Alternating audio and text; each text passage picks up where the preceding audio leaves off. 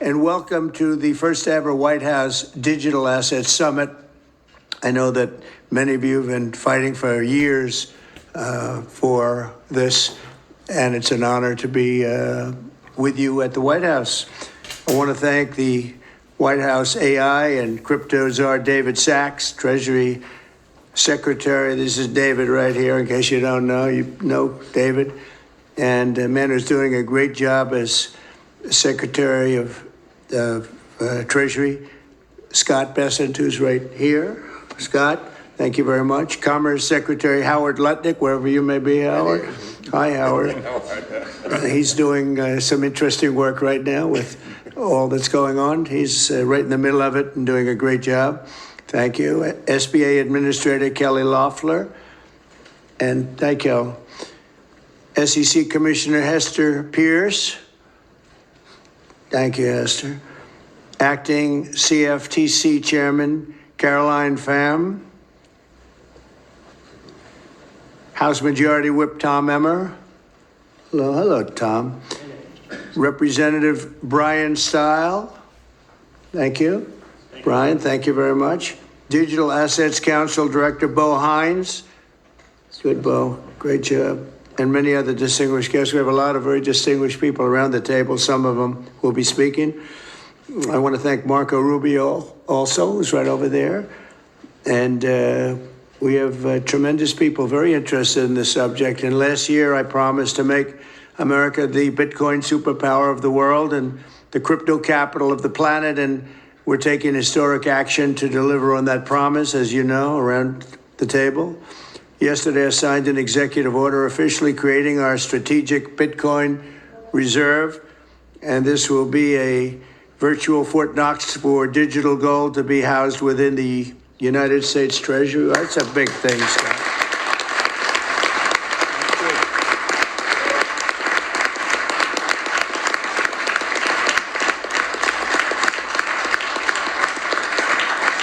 The federal government is already among the largest holders of Bitcoin, as you know, really one of the largest holders in the world, with as many as 200,000 Bitcoin obtained via civil law and various other forms of law, and including enforcement actions.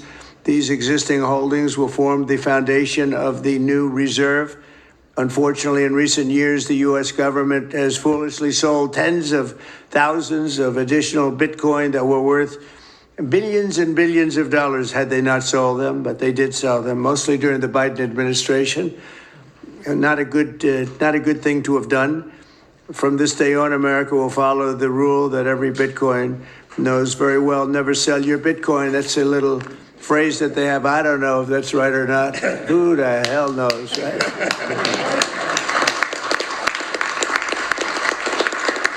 Who knows?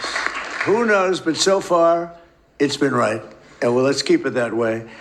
The Treasury and Commerce departments will also explore new pathways to accumulate additional Bitcoin holdings for the reserve, provided it's done at no cost to the taxpayers. We don't want any cost to the taxpayers. In addition, my order directs federal agencies to conduct an inventory of all crypto assets currently held by the U.S. government and determine how they can be transferred easily to the Treasury.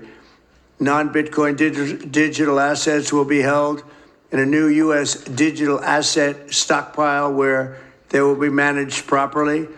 My administration also is working to end the federal bureaucracy's war on crypto, which was really going on pretty wildly during Biden until the election came about. About 5 months before the election, he became a big fan because he heard how many people were in favor of it and how many people love it and respect it.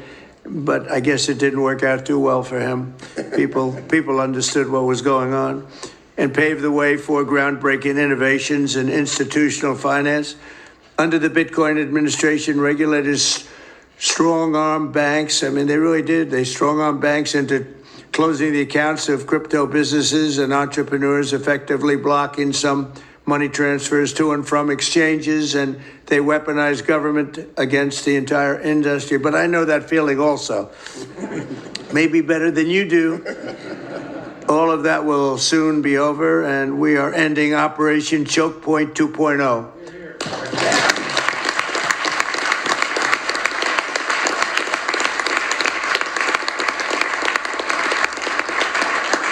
Now, some people really suffered. It was ridiculous what they were doing, but in the end, they came around, but they came around for the wrong reasons. They came around only because they wanted votes, and they saw that tens of millions of people were against them because of what they were doing.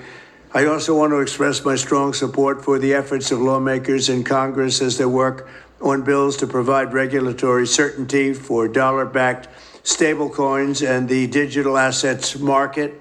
They're working very hard on that. This is a tremendous opportunity for economic growth and innovation in our financial sector, and will really go a long way. I think it's going to be a tremendous, we feel like pioneers in a way, of tremendous method of growth. And things are very much tied, and we want to keep it that way. The U.S. dollar, long into the future, we're going to keep it that way. I hope lawmakers will send that legislation to my desk before August recess if they can.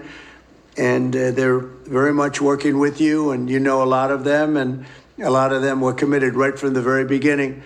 So I just want to congratulate you all for being at the White House today, and a man who knows more about Bitcoin and AI and just about everything else than anybody, David Saxton. I'd like to have you say a few words, David. Thank you, Mr. President. We're all here today because of your leadership, your vision, and your generosity, and I really want to thank you for that. We're also here because of your desire to make America great and to introduce a golden age in America, including for digital assets. And we're here because of your love of innovators, or as you might say, high IQ people. Yeah, we know you love high IQ people. And we have about 30 of them here in the room today. These are the top people in the digital asset industry. And one other thing that I think that you love is legal fairness.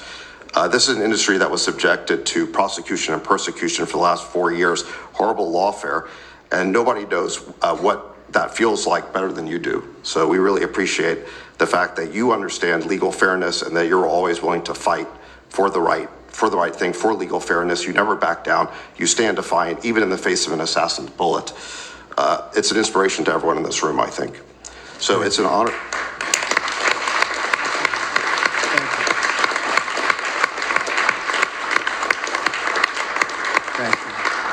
So I just want to say it's an honor to work for you. It's an honor to work for a president who works every day to get so much done on behalf of the American people. Your administration is moving at tech speed. It's really amazing. It's actually faster than any startup that I've been part of, is that your administration moves even faster. So I just want to say thank you for having me be a part of it.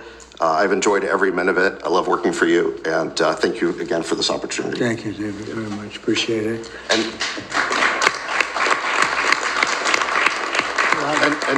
And now I just want to pass the ball to Secretary Besson. Scott? Good.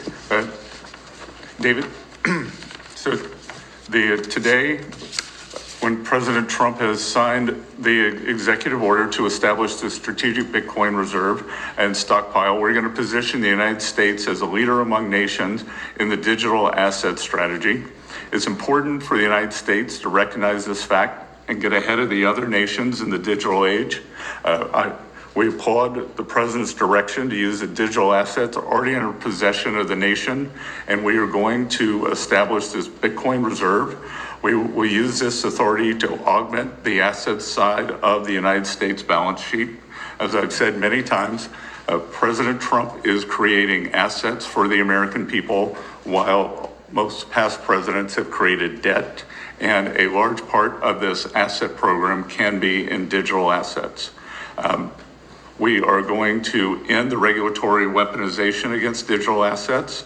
The Biden administration's actions did nothing other than punish innovators, and that all of you have made it here today is really a testament to your fortitude.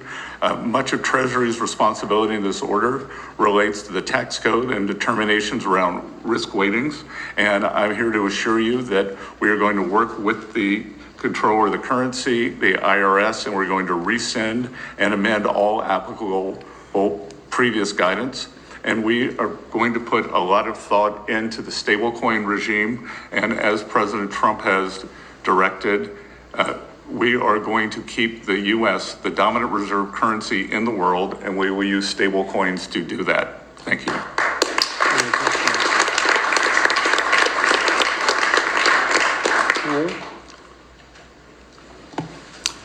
Technology is at the foundation of the Trump presidency. He understands technology, he embraces technology, and he's going to use technology to drive America forward. The blockchain and Bitcoin technology are a key part of that thinking, and embracing that, and here today shows how much a leader the Trump administration and our president is. He understands it. He embraces it. As you said, you're a pioneer in this place, and this is where we're going.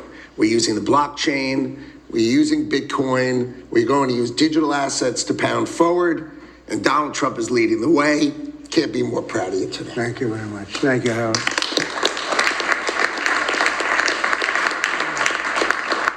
Kelly, go ahead, please. Thank you, Mr. President. This is truly a historic day, and as a crypto founder, I couldn't be more proud to be part of your administration. You're moving at the speed of tech for sure, and I will just say it's a great day to have the war on not just crypto, but the war on innovation done. And under your administration, we are truly going to enter into the golden age. And I'll just say, as the administrator of the SBA, small business is a tremendous network that crypto can be deployed against, and so the SBA is open to crypto. So I look forward to working with all of the leaders in this room to advance your efforts here. Thank you. Thank you, Kelly. Thank you very much. Tom, please. Well, Mr. President, I want to say thank you. I want to thank you for the amazing team that you put together. I want to thank you for David. I mean, this kind of a meeting, no one in this room could have envisioned this just a couple years ago. You are the one that has the vision. You're the one that said we are going to do 21st century finance right here in the United States of America. I've been doing this for 9 years.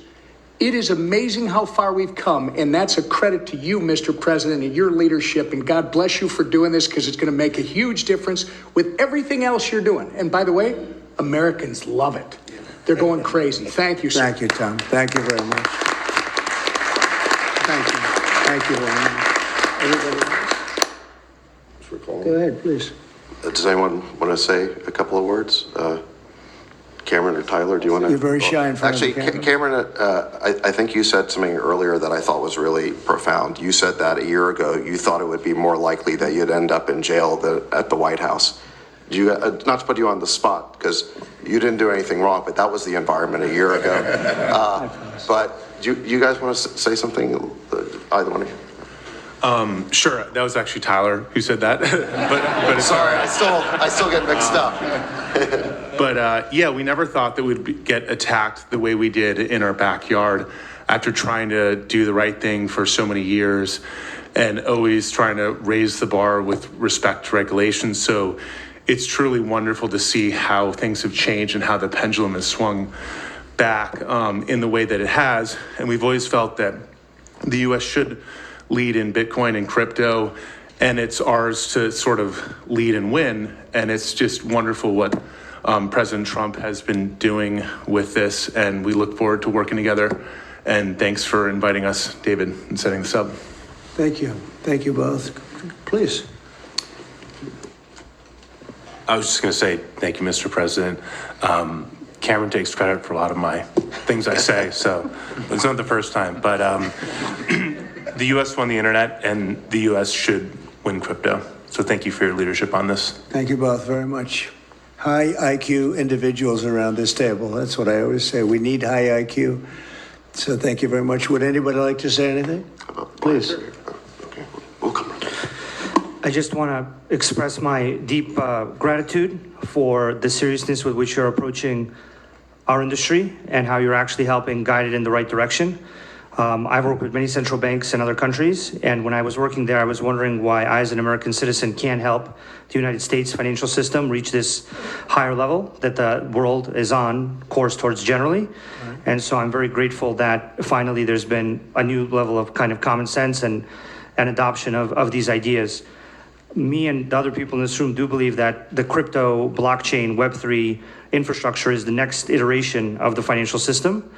And I think that the US should have its leadership position continue in that new financial system. And I'm very, very happy to see people like David Sachs, Secretary Bessent, Secretary Lutnick taking this very seriously with their time, and very grateful to them too. So I'm just overjoyed to see this. And I think it is a big part of how the US can continue its role in the global financial system. So thank you. Thank you very much. I thought it was very important that we stay in the front of this one. This is a big one. And as you know, China is pushing forward and very strongly as usual, but we're way in the lead as we are in AI and other things, and we want to stay there. So I thought this was very important, and we have some brilliant people sitting around this table, and it's an honor to have you involved, but we want to stay at the forefront of everything. And this is a very important day in your lives. I know you worked, some of you, very long before people really understood what was happening. And so I congratulate you, but this is a big day. Being in the White House is a big deal, and you have great support. Thank you all very much. Thank you very much. Thank you, please. Thank you very much. Thank you, media. Thank you. Please.